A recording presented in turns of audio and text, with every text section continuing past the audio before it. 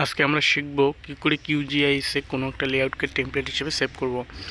Save করার জন্য লেআউটে গিয়ে আমাদের কি করতে হবে, প্রথমে আমাদের সেভ এস টেমপ্লেট করতে হবে। অর্থাৎ এটাকে সেভ এস টেমপ্লেট করলে এই যে কাজটা আছে এটা যদি তোমরা অফও করে দাও, সাপোজ তোমার সুপারভাইজার তোমাকে বললো লেআউটের মধ্যে লেজেন্ডটা ঠিক করো বা নর্থ লাইন ঠিক করো, তখন তোমাকে আবার নতুন করে করতে হবে। এই জন্য সেটা যেন নতুন করে করতে না হয়, এই জন্য টেমপ্লেট হিসেবে সেভ করলে সেই কাজটা লেআউটটা সেখান থেকেই ড্র করা যাবে আবার পুনরায়।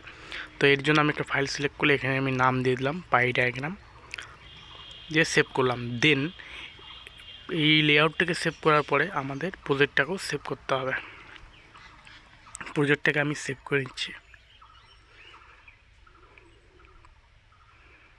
এই কাজটা খুবই সুবিধাজনক, কারণ যদি হঠাৎ করে কোনো একটা লেআউটের মধ্যে কোনো কিছু চেঞ্জ করতে বলে তো আমাদের পুনরায় সেই কাজটা যেন করতে না হয়।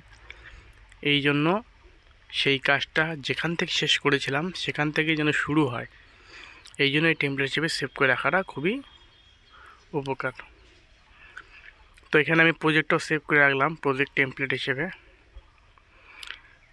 দেন আমি কিউজিআইএস সফটওয়্যার অফ করে দিলাম, এখান থেকে কিউজিআইএস অফ করে দিলাম। দেন যেখানে আমি প্রজেক্টটা সেভ করলাম সেই জায়গায় যাব। প্রথমে আমাদের সেই প্রজেক্টটাকে ক্লিক করতে হবে, যে প্রজেক্টটা যেই নামে সেভ করলাম।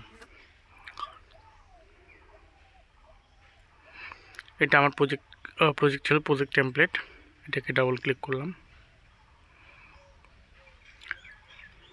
এটাতে ডাবল ক্লিক করলে পরে আমাদের প্রজেক্ট অন হয়ে যাবে। এটা লোডিং হচ্ছে।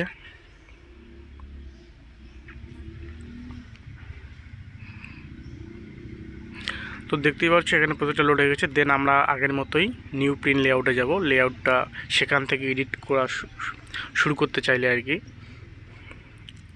তো এখানে গিয়ে আমাদের লেআউটে যেতে হবে, গিয়ে অ্যাড আইটেম ফ্রম টেমপ্লেট, এখানে যেই লেআউটটা টেমপ্লেট হিসেবে সেভ করেছিলাম যেই নামে সেটাকে অ্যাড করতে হবে। তো তোমরা দেখতেই পাচ্ছ এখানে আমার লেআউট অ্যাড হয়ে গেছে। তো এখান থেকে আমরা আগের মতো করে পুনরায় এডিট চালু করতে পারবো।